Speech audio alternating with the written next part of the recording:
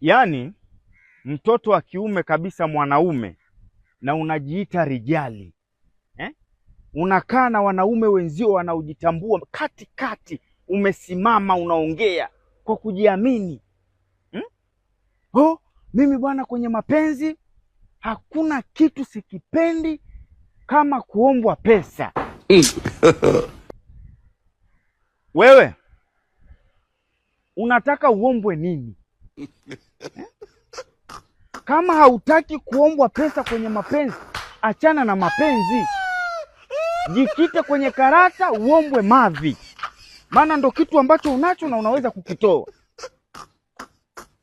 Utaki kuombwa pesa, ile mbususu upewe bure sasa.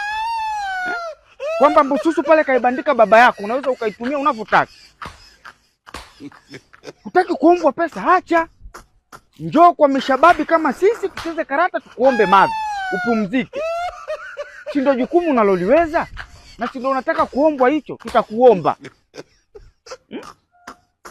Yaani ukaichakaze mbususu bure bila senti 5.